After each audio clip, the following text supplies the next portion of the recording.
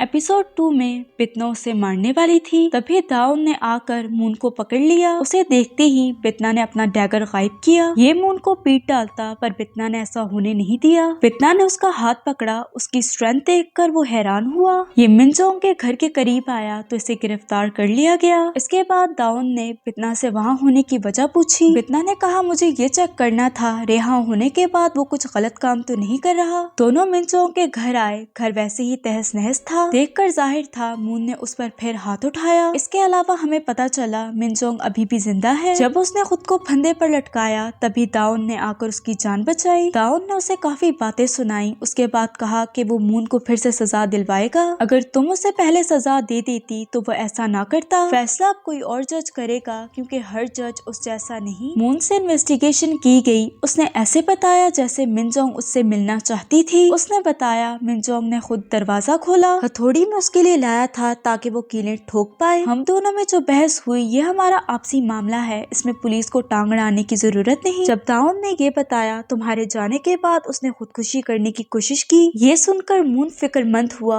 वो उससे मोहब्बत तो करता है, लेकिन मोहब्बत करने का तरीका थोड़ा डिफरेंट है। पुलिस के पास अरेस्ट वारंट नहीं है तो फिलहाल उसे छोड़ दिया गया। जब तक अरेस्ट वारंट नहीं आता तब तक वो उस पर कड़ी नजर रखेगा। वो मून के घर के बाहर ही सोएगा तो वो भागने का सोचे भी ना। दूसरी तरफ बितना ने इन दोनों पर नजर रखी है। वो अब भी मून को मारना चाहती है। अब आप भी ये सोच रहे होगे मून अभी तक कातिल नहीं बना तो ये इसे मारने का कैसे सोच सकती है। बितना के अकॉर्डिंग इंसानों के लिए कोई उस वक्त मरता है जब उसकी दिल की धड़कन बंद हो जाती है, पर उसके नजदीक एक इंसान अगर दूसरे इंसान को मेंटली मार दे यानी अंदर से खत्म कर दे तो वो भी एक कातिल हुआ। तो इस तरह मून अब एक कातिल है। पुलिस को पता चला मून का अरेस्ट वारंट जज ने रिजेक्ट कर दिया। रीजन ये था कि मून आराम से पुलिस के साथ आया और कोऑपरेट किया, तो वो इतना बड़ा रिस्क नहीं। उनका रिएक्शन ये था कि अगर कोई अमीर बाप की बेटी के साथ ऐसा होता तो शायद जज ऐसा ना करता। इस पर दाउन और उसके सीनियर्स ने मिलकर मिनजोंग के घर की सिक्योरिटी टाइट की। मिनजोंग अपने पेरेंट्स के साथ थी। उसकी माँ ने उसे अपने साथ बांधा हुआ था। उसकी मेंटल हालत अच्छी नहीं तो वो नहीं चाहते वो फिर से ऐसा कोई कदम उठाए। रात को दाउन उन्हें चेक करके वापस गया।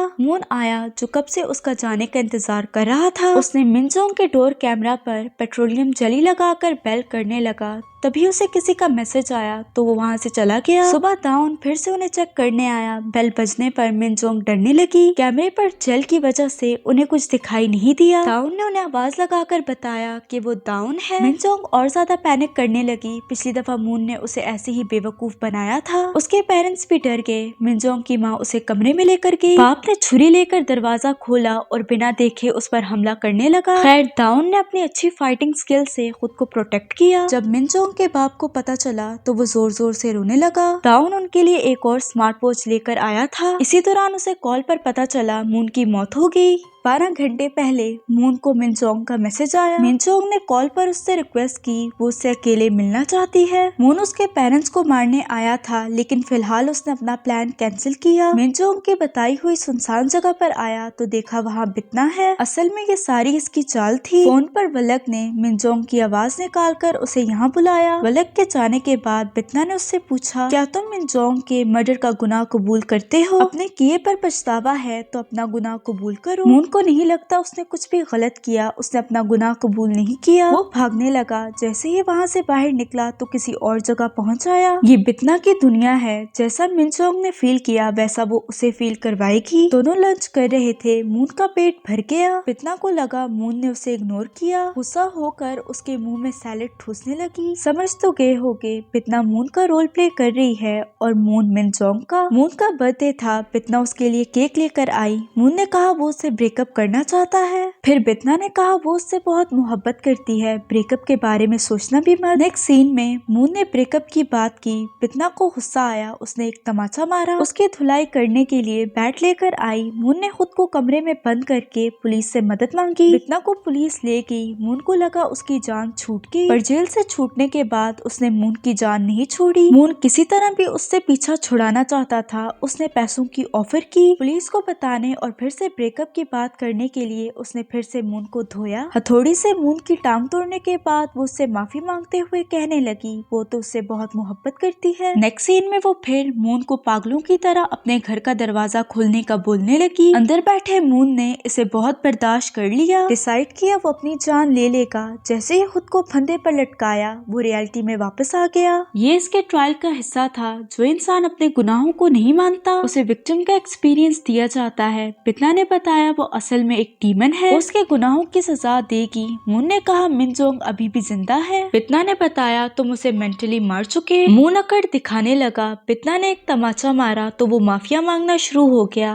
पर ये सब कुछ उसका एक नाटक था। दोनों लड़ने लगे। मून ने 2 दफा बितना को जान से मारने की कोशिश की। खैर इसकी पावर के आगे मून की क्या औकात, वो उसे उठा उठा कर पटकने लगी। जब मून का एक हाथ और पैर तोड़ा तब जाकर मून ने माफी मांगी। बितना को पता है ये फिर नाटक कर रहा है। उसने डैगर निकाल कर उसे स्टैब किया और फिर उसके माथे पर गेहना की स्टैंप लगाई। ग्रीक में इसका मतलब जहन्नम है। स्टैंप लगते ही जहन्नम का दरवाजा खुला। मून की रूह उसमें चली गई। कुछ इस तरह बितना अपने पहले टारगेट को जहन्नम पहुंचाने में कामयाब हुई। सुबह पुलिस को मून की लाश बहुत बुरी हालत में मिली। डाउन क्राइम सीन पर आया तो देखा ये जगह कुछ ज्यादा ही साफ है। देखकर लग ही नहीं रहा यहाँ पर किसी का मर्डर हुआ। असल में बितना और मून की लड़ाई के दौरान यहाँ पर बहुत सी तोड़फोड़ हुई। ये देखते हुए बितना ने जहन्नम में रहने वाले स्वीपर्स को बुलाया जिन्होंने यहाँ की सफाई की। ये अपने काम में बहुत ही माहिर है। अपनी मशीनों से खून के ट्रेसेस को साफ किया, सीढ़ियाँ रिपेयर की और बितना के सारे ट्रेसेस को मिटा दिया। पुलिस ने केस पर डिस्कशन की। उन्हें कोई भी क्लू नहीं मिला। उन्हें ये बात अजीब लगी, मारने वाले ने उसके माथे पर जहन्नम का स्टैम्प क्यों लगाया। दूसरी तरफ वलक ने बितना को आइडिया दिया, दाउन पुलिस वाला है तो क्यों ना बितना उससे दोस्ती करके क्रिमिनल केसेस के बारे में पता लगाए। बितना को उसका आइडिया फजूल लगा क्योंकि उसकी और दाउन की नहीं बनती। तभी उसके लिए चीफ जज का बुलावा आया। चीफ जज उससे कई बातों पर नाराज थे। मून को सजा देने के बजाय उससे सिर्फ फाइन लिया। जज होते हुए बच्चों के साथ मिलकर इंसाफ ना होने के नारे लगाए। उसे समझाते हुए कहा दोबारा ऐसी गलती ना हो। उन्हें समझ नहीं आ रही थी चाकू लगने के बाद बितना की पूरी पर्सनैलिटी कैसे चेंज हो गई। चीफ जज उसे असेंबलीमैन जोंग की वजह से बर्दाश्त कर रहा है। बितना को तो पता नहीं असेंबलीमैन जोंग कौन है। जो असली बितना है वो असेंबलीमैन जोंग के बड़े बेटी की एक्स फियांसे है। जोंग चाहता है चीफ जज बितना पर नजर रखे, गलत इंटेंशन से नहीं। वो बस चाहते हैं बितना की याददाश्त वापस आ जाए। अपने बड़े बेटे से भी कहा वक्त निकाल कर वो उससे मिलने जाए। मिनजोंग दाउन से मिलने आई। उसने बताया बितना कुछ दिन पहले उससे मिलने आई थी। मून के मर्डर के बाद मिनजोंग उसकी मौत का कसूरवार खुद को ठहराने लगी। बितना ने कहा उसे बुरा फील करने की जरूरत नहीं, जो कुछ भी मून के साथ हुआ ये वो डिजर्व करता था। बितना ह्योंगचोन विला गई, यहाँ ये रहती है। लैंडलेडी म्योंगसुक आई, उसे देखकर दोनों डरने लगे क्योंकि ये रिलीजियस है। वो बताने आई थी आज सारे रेजिडेंट्स की मीटिंग है। बितना ना आती अगर वहाँ स्नैक्स ना होते। आज सारे रेजिडेंट्स यहाँ पर इसीलिए जमा हुए क्योंकि एक कंपनी यहाँ पर रीडेवलपमेंट करना चाहती है। लैंडलेडी ने उन सब के नाम और साइन करवाए जो इस रीडेवलपमेंट के खिलाफ हैं। बितना ने भी अपना नाम लिखा।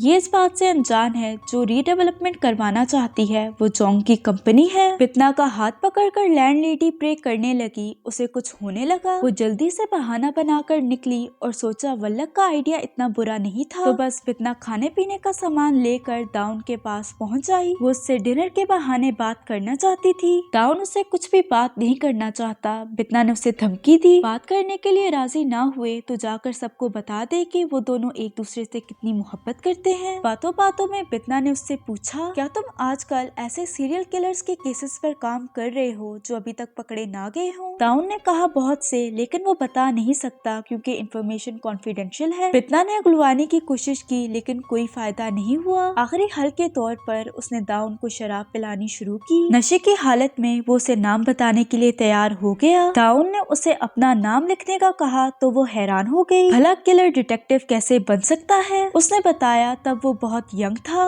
एक नहीं बल्कि उसने 3 लोगों का मर्डर किया। बितना ने कहा तो क्या तुमने उनसे माफी मांगी, क्या उनकी फैमिली ने तुम्हें माफ कर दिया। दाउन ने कहा तीनों मर गए हैं तो मैंने कभी उनसे माफी नहीं मांगी। बात रही उनकी फैमिली की तो उन्होंने कहा वो मरते दम तक मुझे माफ नहीं करेंगे। जो कुछ भी मैंने किया इसके लिए मुझे मौत मिलनी चाहिए। दाउन ने अपने क्राइम को कन्फेस किया। बितना इस बात से खुश थी। बितना ने कहा क्या वो उनकी फैमिली से मिल सकती है। दाउन ने जवाब दिया तुम उसके साथ ही तो बैठी हो। बितना कंफ्यूज हुई। दाउन सो गया, उसकी आंख से आंसू गिरा। वो सुबह सोकर उठा तो बितना ने उससे कंफर्म किया क्या रात वाली बातें सच थी। दाउन ने उसे प्लीज बोलकर कहा वो इस बात को सीक्रेट रखे। हो गया कंफर्म। उसे पकड़कर डैगर से स्टैब किया। वो उसके सामने तड़पते हुए मर गया और बितना उस पर हंसने लगी। इसी के साथ ये एपिसोड एंड हो जाती है। अगर आपको वीडियो पसंद आई तो लाइक शेयर और सब्सक्राइब करते जाना। मिलते हैं अगली वीडियो में।